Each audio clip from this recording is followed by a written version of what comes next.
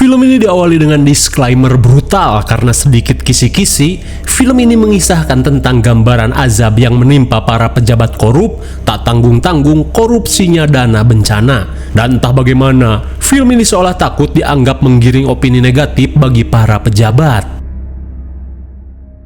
Kemudian, scene beralih dengan diperlihatkannya kondisi pesisir Banten yang luluh lantah setelah diterjang tsunami yang cukup dahsyat, di mana putusnya jembatan penghubung membuat tim SAR dan para relawan asli kesulitan untuk melakukan evakuasi dan mengirim bantuan ke desa Asah yang terisolir.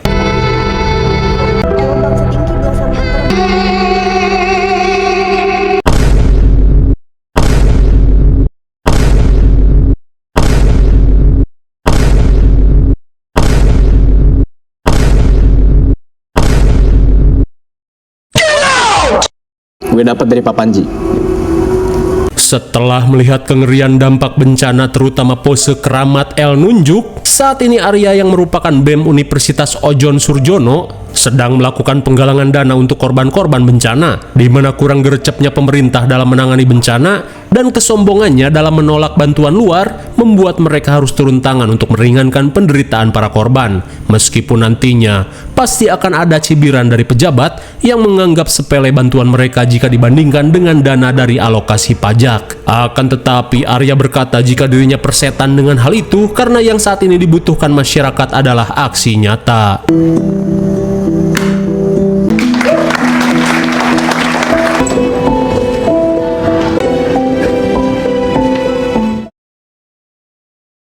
Di malam harinya, Arya terlihat sibuk membantu si ibu yang sedang membereskan barang-barang. Hingga sesaat kemudian, Arya pun melongo saat melihat konferensi pers si ayah di TV yang ternyata adalah seorang pejabat negeri, di mana si ayah yang menjabat sebagai Wamensos alias Wakil Menteri Sosial sedang mengumpulkan penyaluran bantuan pemerintah ke daerah bencana. Kemudian saat Arya membereskan barang-barang miliknya, ia pun tidak menyangka saat mengetahui si ibu masih menyimpan gambar yang ia buat saat masih bocil.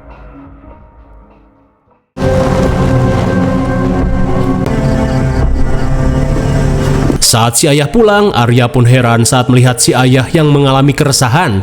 Lantas setelah mengambil minum, si ayah langsung bergegas pergi ke ruang kerja.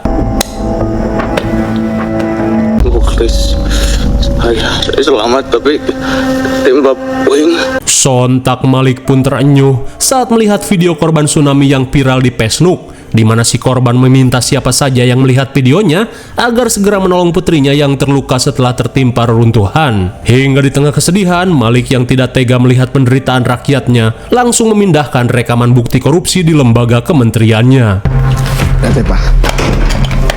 Hingga saat Arya datang, Malik yang sadar akan kesalahannya meminta Arya untuk mengantarkannya pergi ke bekas rumah lamanya.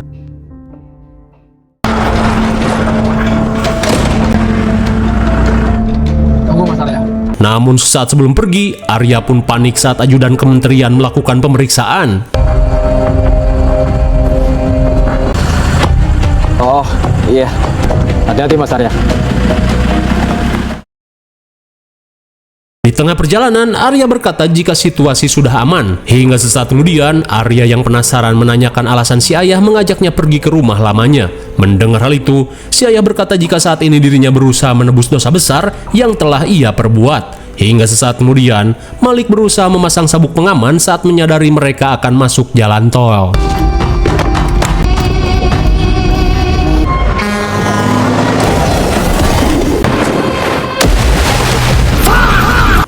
Innalillahi, bagaikan di Ulti Johnson, Pak Malik harus tewas terpental dan mencium bemper mobil. Dan bisa kita lihat adegan ini terlihat seperti mobilan bocil yang dicelupkan ke dalam ember. Lantas saat mobilnya tenggelam di wahangan, Arya berusaha keluar dari mobil.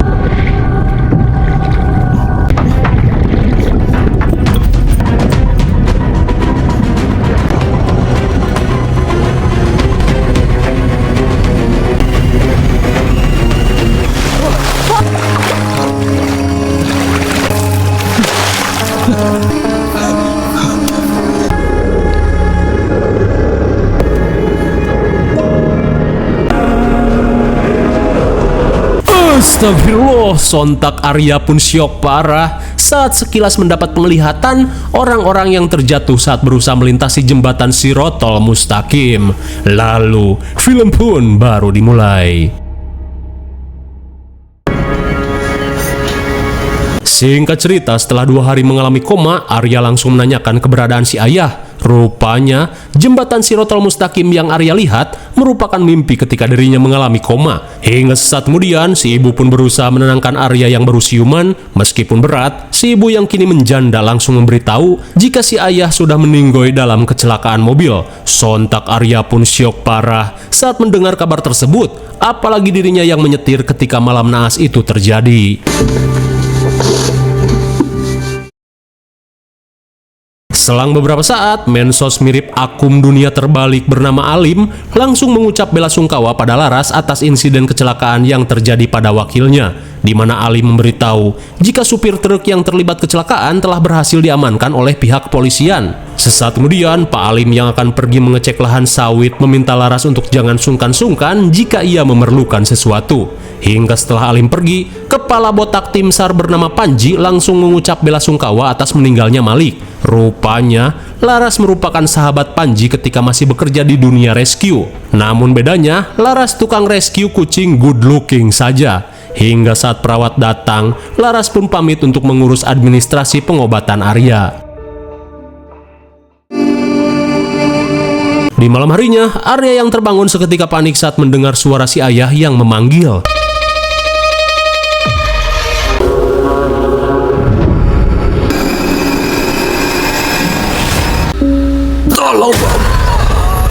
Astagfirullah, sontak Arya pun syok parah saat diteror jurik si ayah dengan wajah yang hancur. Hingga saat si ibu datang, ia pun berusaha menenangkan Arya. Ia pun merasa jika Arya hanya sedang memikirkan ayahnya saja.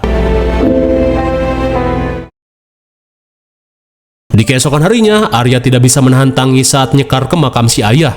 Terlebih selama ini, si ayah selalu mengajarkan hal-hal baik pada dirinya, di mana Arya berharap si ayah akan mendapatkan tempat terbaik berkat amal kebaikannya.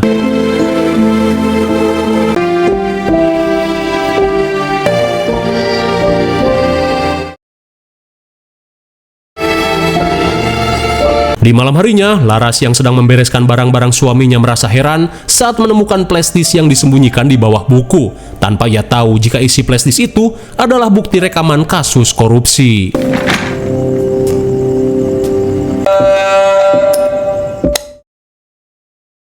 Sementara di kamar, Arya langsung terbangun saat melihat foto keluarganya yang tiba-tiba terbanting.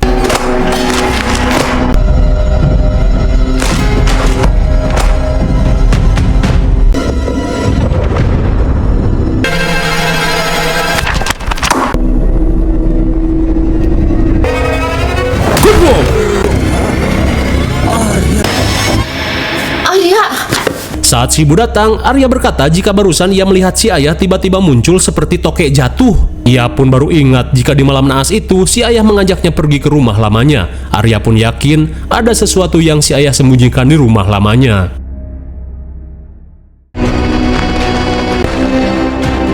Bisa kita lihat jika sebelum Malik menjadi pejabat, rumahnya pun biasa saja dan berlokasi di kabupaten. Hingga sesaat kemudian, Arya dan si ibu bergegas melakukan penggeledahan.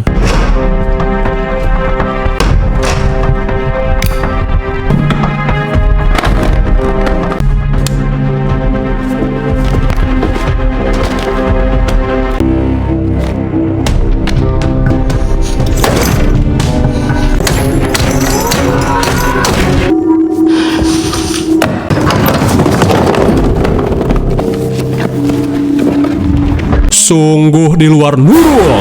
Sontak mereka pun melongo saat menemukan banyaknya duit gepokan yang si ayah sembunyikan dalam dus sarung THR. Tak cuma itu, mereka pun menemukan map berisi data penyaluran dana bencana tsunami. Dirasa ada kaitannya dengan flashdisk yang ia temukan, Laras yang penasaran langsung menyolokkannya via OTG. Kamu bilang soal video?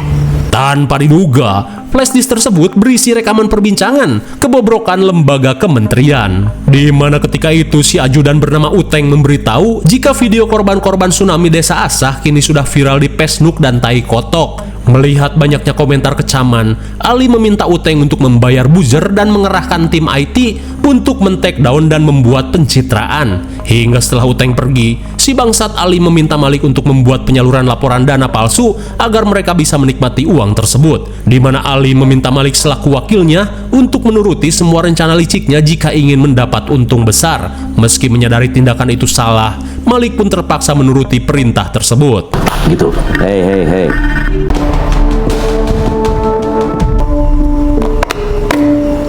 Setelah mengetahui hal tersebut, Laras pun syok parah saat mengetahui uang yang suaminya simpan merupakan uang korupsi dana bencana alam. Tapi di saat itu pula, Arya langsung menyangkal hal tersebut, terlebih ia merasa yakin jika si ayah tidak mungkin terlibat dalam kasus korupsi, apalagi korupsi bencana alam yang sudah sepatutnya dihukum mati. Ia pun yakin jika hal tersebut merupakan rencana Pak Alim untuk menjadikan si ayah sebagai domba hitam. Kita nggak tahu apa-apa soal ini. Jangan asal nuduh Papa dong. Papa yang itu ada di sini. Soal ini. Kita aja sih udah mati.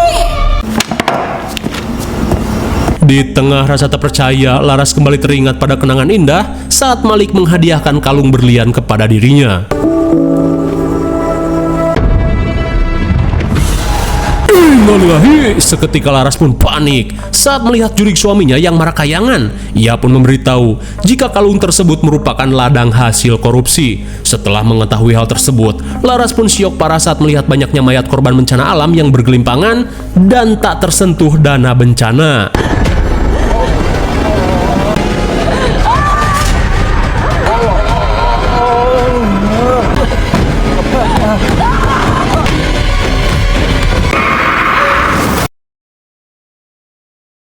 Sementara di sisi lain, saat Panji dan timnya sedang melakukan evakuasi korban bencana, ia pun bergegas menghampiri Bapac yang datang membawa gerobak. Sontak Panji pun syok parah saat melihat mayat yang dibawa oleh si bapak. Lantas dengan tangan yang bergetar, Udin berkata jika dirinya berusaha memakamkan jasad putrinya. Udin pun mengeluh karena sampai saat ini bantuan pemerintah belum sampai ke desanya. Setelah mendengar keluh kesahnya, Panji yang melihat Udin terluka parah langsung meminta timnya melakukan penanganan. Di keesokan harinya, sambil menunjukkan data penyaluran bodong, Arya mendesak si bangsat Alim untuk mengakui tindakannya. Tak cuma itu, Arya berkata jika dirinya memiliki bukti rekaman percakapan penggelapan dana yang Alim lakukan. Namun bukannya takut atau minimal mikirlah, Alim yang punya kuasa mengungkapkan jika Arya terlalu naif memandang sikap si ayah. Karena menurutnya, Malik tidak sebaik apa yang Arya pikirkan. Di mana Alim memberitahu jika mobil kokol bakan mewah milik Arya merupakan hasil dari korupsi juga. Astagfirullah, betapa syoknya Arya saat mengetahui jika mobil yang dibelikan si ayah ternyata dari hasil nilep duit rakyat. Hingga sepulangnya ke rumah, sambil merobek gambar keluarga bahagia yang ia buat, Arya yang kecewa langsung memberitahu si ibu jika mobil kokol bakan yang dibelikan si ayah ternyata dari hasil korupsi. Lantas Arya mengajak si ibu untuk membongkar kebusukan Alim dan antek-anteknya. Tapi di saat itu pula si ibu meminta Arya untuk sebaiknya jangan gegabah karena Alim bisa melakukan apapun untuk menghentikan hal tersebut. Hingga di tengah kesedihan, Arya pun kembali teringat pada kebersamaannya dengan si ayah. Surprise! Di mana ketika itu, Arya pun semeringah saat si ayah membelikannya mobil mewah berkedok kokol bakan 4x4. Di tengah kebahagiaan, Arya pun mengajak si ayah untuk test drive. Banget tuh ini, powernya berasa banget. Namun di tengah kebahagiaan, seketika Arya pun heran saat si ayah mengungkapkan penyesalannya, di mana ia menyesal telah menilap duit rakyat hanya demi kebahagiaan sesaat. Lantas saat mobilnya tiba-tiba mogok, kepanikan Arya semakin menjadi saat melihat si ayah tiba-tiba hilang. Papa?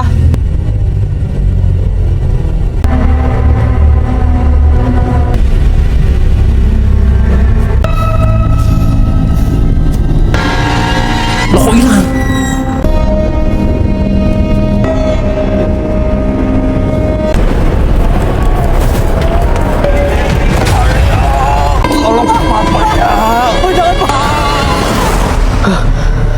Entah kapan molornya, ternyata semua itu hanyalah mimpi. Nggak bisa.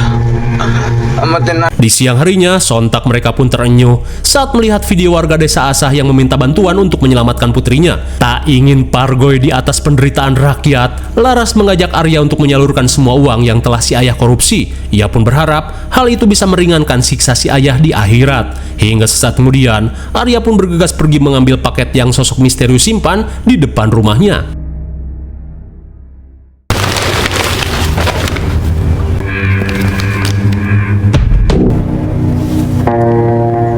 Betapa syoknya mereka saat mendapat paket misterius berisi peluru dan surat ancaman, di mana mereka diminta untuk bungkam dan menikmati saja uang korupsi. Kalau tidak, mereka akan mati.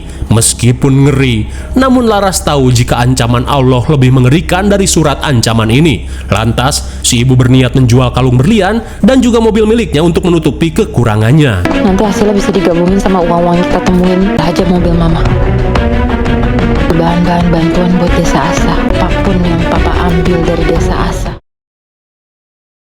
Singkat cerita, setelah membeli berbagai kebutuhan untuk korban bencana, Laras langsung menghubungi Panji untuk menyalurkan bantuan ini. Mendengar hal itu, Panji memberitahu jika dirinya bertugas di Posko 7. Hingga setelah persiapan selesai, mereka pun langsung tancap gas menuju posko bencana. Ambil tol.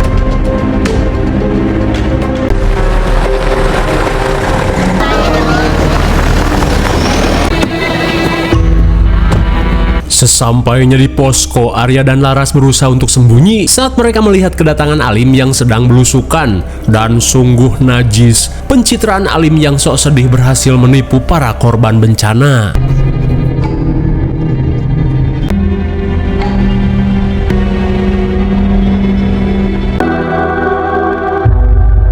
Sementara itu, sambil menunjukkan logistik bantuan yang ia bawa, Laras mengungkapkan jika suaminya dan Pak Alim telah melakukan penggelapan dana bantuan untuk desa Asah. Lantas saat Panji menunjukkan daftar penyaluran dana, Laras menjelaskan jika data tersebut merupakan data fiktif yang dibuat oleh si bangsat Alim. Tak cuma itu, Arya menambahkan jika semenjak bencana tsunami terjadi, desa Asah sama sekali belum mendapat bantuan.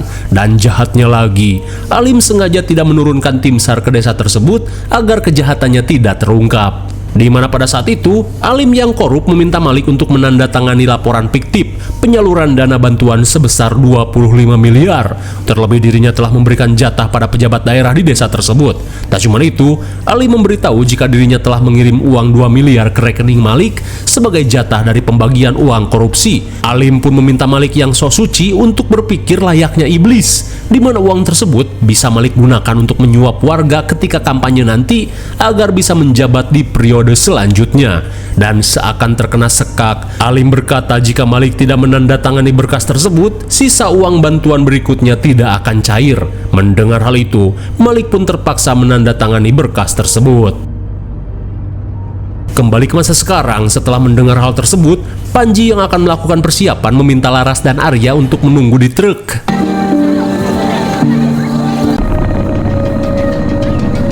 Namun suenya, Alim yang melihat Arya dan Laras langsung meminta Uteng untuk menelepon seorang asasin borongan. Di malam harinya, mereka yang pergi ke desa Asah langsung melongo saat melihat puing-puing yang menutupi jalanan. Hingga sesaat kemudian, Laras yang mendengar suara seseorang langsung mengajak Panji dan Arya melakukan pencarian. Halo?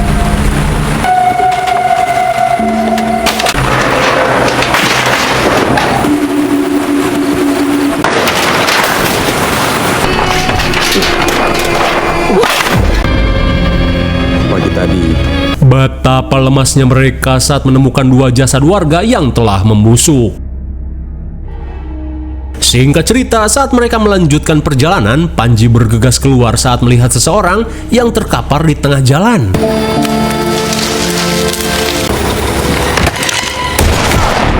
Eta si goblok! Tanpa diduga, sosok tersebut merupakan acacin borongan yang Alim sewa.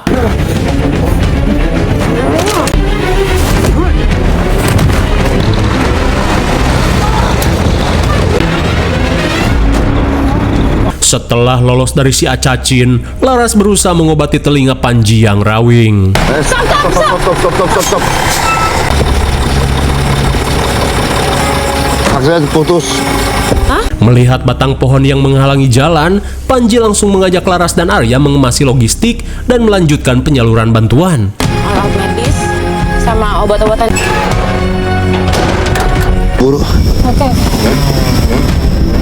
Namun sesaat kemudian seketika mereka pun panik saat mendengar suara motor si Acacin Bolongan. Di tengah kepanikan, Panji meminta Arya dan Laras bergegas melanjutkan perjalanan.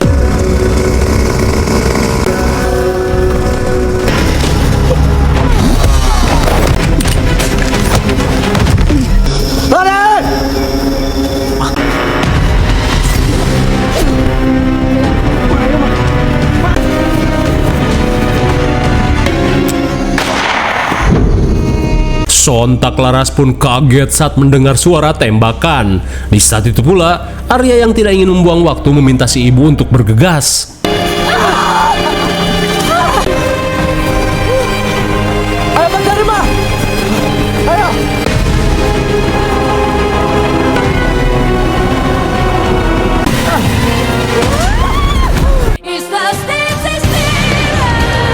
Innalillahi, betapa syoknya Laras saat melihat korban bencana yang gelayutan bak Kapten Lepi. Hingga di tengah kengerian yang terjadi, Arya mendapat arahan dari sosok Kunti Bogel yang berusaha menunjukkan keberadaan jasadnya. Dan setelah menemukan keberadaan jasad Kunti Bogel, mereka pun mendengar teriakan dari dalam bis rongsok.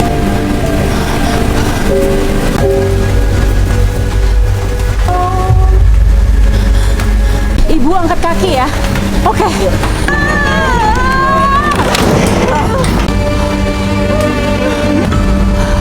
Sontak Laras pun syok parah saat melihat Bu Emma yang terjebak sambil memangku jasad bayinya yang tewas tercucuk linggis. Lantas saat Arya membopong Emai pergi, tangis Laras pun pecah melihat kengerian yang terjadi.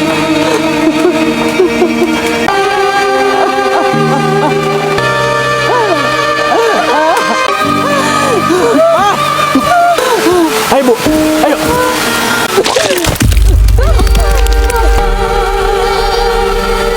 Sungguh naas, rupanya emak yang terperangkap sejak tsunami terjadi harus tewas karena mengalami pembusukan di dalam tubuhnya. Di tengah keputusasaan, Laras mengajak Arya untuk mencari korban lain yang mungkin masih bisa diselamatkan. Mah, ada warga mah. Ada warga. Pak! Untung saja Panji yang datang berhasil menggagalkan si Acacin Borongan.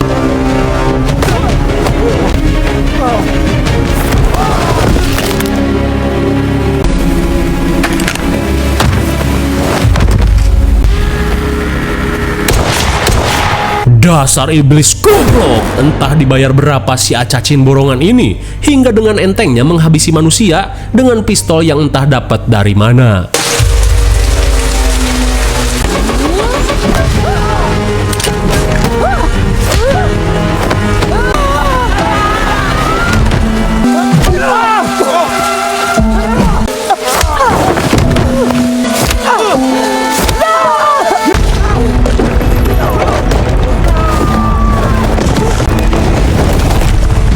Mamam siago boy. Akhirnya si Assassin Borongan ini modar setelah tergeprek kapal nelayan. Di tengah kepanikan, Arya berusaha menyelamatkan si ibu yang tertimpa reruntuhan.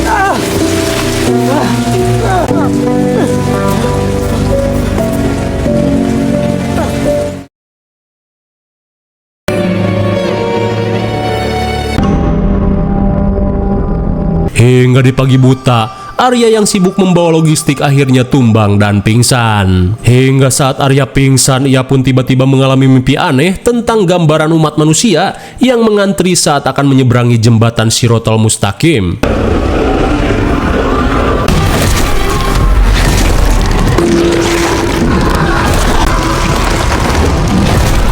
Setelah melihat kengerian tersebut, Arya yang siuman pun merasa lega saat melihat warga yang datang. Hingga sesaat kemudian, Arya berusaha meminta maaf atas kesalahan yang telah si ayah lakukan. Singkat cerita, Arya yang menonton liputan 7 merasa kesal saat melihat keputusan pengadilan Konoha yang menyatakan jika Alim tidak bersalah dalam kasus korupsi tersebut. Hingga sesaat kemudian, Arya pun mendapat telepon dari Alim, di mana dengan sombongnya berkata jika hukum di negeri ini tidak akan bisa menyentuh orang berduit seperti dirinya.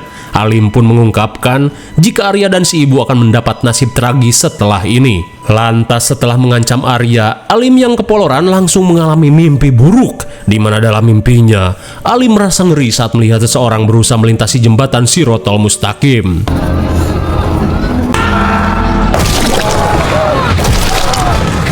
Di tengah kengerian yang terjadi, tiba-tiba Alim masih hejo saat melihat jembatan yang terbuat dari duit cepean.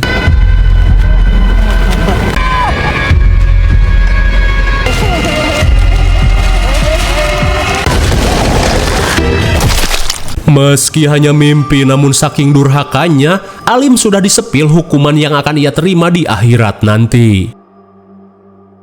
Kembali pada Arya, setelah mendapat ancaman, mereka pun panik saat melihat sosok Acacin Borongan yang datang untuk menghabisinya.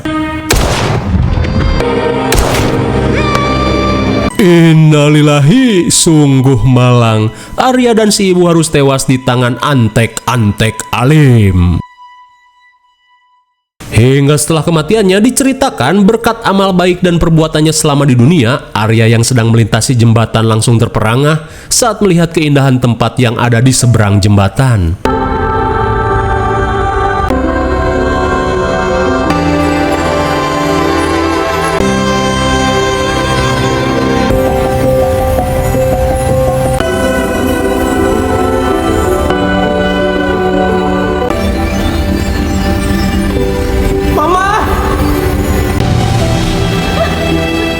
Namun di tengah kebahagiaan, mereka pun panik saat melihat si ayah yang sempat terlibat korupsi kesulitan melintasi jembatan tersebut.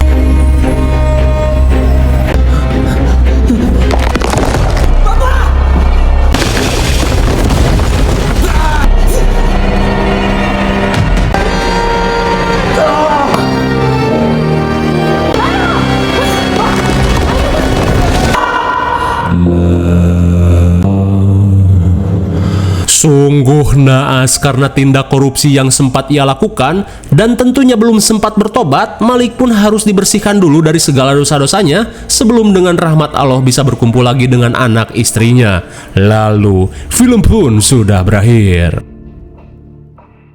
Bagaimana, menarik sekali bukan? Cukup lumayan untuk menyadarkan kita akan dosa yang kita perbuat. Dan semoga saja film ini bisa menyadarkan para koruptor di negeri ini dari tindakannya yang zolim, meskipun mustahil sih. IMDb untuk film ini adalah 4,4. Mungkin segini dulu pembahasan film Jembatan Shirotol Mustaqim 2025. Jangan lupa sampai jumpa di video selanjutnya. Salam Ojon's Review.